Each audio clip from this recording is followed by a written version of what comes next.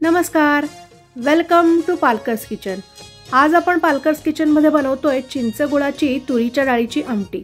आमटी आपण रोजच बनवतो, पण प्रत्येकाची रेसिपी वेगळी असते, बनवण्याची पद्धत वेगळी असते। आज आपण जी आमटी बनवतोय त्यामध्ये मी कांदा लसणीचा वापर अजिबात केलेला नाहीये। मस्त आंबट गोड तिखट अशी आमटी आता आपण बनवायला सुरुवात करूया। त्यासाठी इथे अर्धा कप मी तुरीची डाळ घेतलेली आहे। ही डाळ आपल्याला स्वच्छ धुवून घ्यायची आहे आणि त्यानंतर कुकरमध्ये मी ती शिजवून घेणार आहे। तुम्ही ही डाळ अर्धा ते पाऊण तास भिजवून सुद्धा ठेवू शकता, त्यामुळे ती मस्त मऊ शिजते। पण आत्ता मी ती लगेचच शिजवतेय। धुवून झाल्यानंतर मी अशा प्रकारे साधारण आपल्या बोटाचं अर्ध पेर त्यामध्ये पाणी घातलेलं आहे आणि शिजतानाच मी त्यामध्ये घालणार आहे थोडीशी हळद आणि थोडासा हिंग। हिंग आणि हळद घालून जेव्हा आपण डाळ शिजवतो ना, तेव्हा डाळीचा स्वाद अतिशय चांगला येतो आणि डाळीला जो उग्र वास असतो ना, तो सुद्धा निघून जातो। ही डाळ मी कुकरमध्ये 3 शिट्ट्या करून शिजवून घेतलेली आहे। आता डावेच्या साहाय्याने मी ती अशा प्रकारे घोटून घेणार आहे। तुम्ही हे काम रवीने सुद्धा करू शकता, पण मी ही कुकरमध्ये शिजवली असल्यामुळे ती मस्तपैकी मऊ शिजलेली आहे आणि त्यामुळे डावेनीच अशा प्रकारे ती घोटली जाणार आहे, म्हणून मी हे काम डावेनीच करते। तुम्ही जेव्हा डाळ बाहेर शिजवताना तेव्हा तुम्हाला ती रवीने करावी लागते, कारण डाळीचे दाणे थोडेसे दडदडीत राहतात आणि ती आपल्याला रवीने करावी लागते। डाळ घोटून झाल्यानंतर आता आपल्याला करायची फोडणी। फोडणीसाठी मी इथे पातेलं तापत ठेवलंय आणि त्यामध्ये मी घातलंय 2 पळ्या तेल। तेल गरम झाल्यावर आपल्याला त्यामध्ये घालायची मोहरी। मोहरीनंतर मी घातलंय जिरं। जिऱ्यानंतर आपण हिंग घातलाय। आपण जरी डाळ शिजवताना हिंग घातलेला असला तरी फोडणीमध्ये मी आता परत घातलाय आणि त्यानंतर घातली आहे हळद।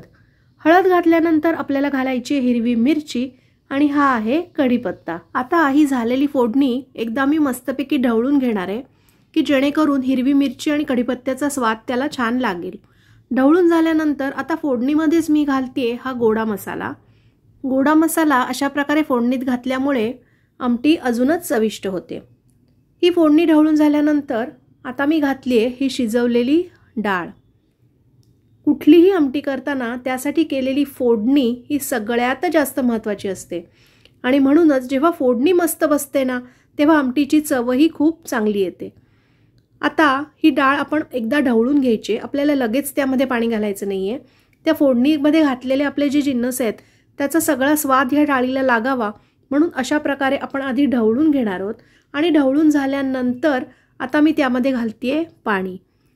आता आमटीत पाणी किती घालायचं हे तुमच्या चॉईसवर डिपेंड आहे। तुम्हाला आमटी पातळ आवडत असेल तर तुम्ही थोडंसं पाणी जास्त घाला, किंवा तुम्हाला घट्ट आमटी आवडत असेल तर तुम्ही थोडंसं पाणी कमी घाला।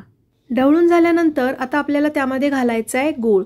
साधारण एक मोठा चमचा भरून चिरलेला गूळ मी त्यामध्ये घातलाय आणि त्यानंतर आपण घालतोय हा चिंचेचा कोळ।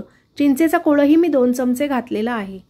चिंचेचा कोळ घालून झाल्यावर आपल्याला घालायचं आहे हे ओलं खोबरं आणि हे सगळे जिन्नस आपण एकदा ढवळून घेऊया आणि आता आपल्याला मस्तपैकी त्याला उकळी आणायची आहे।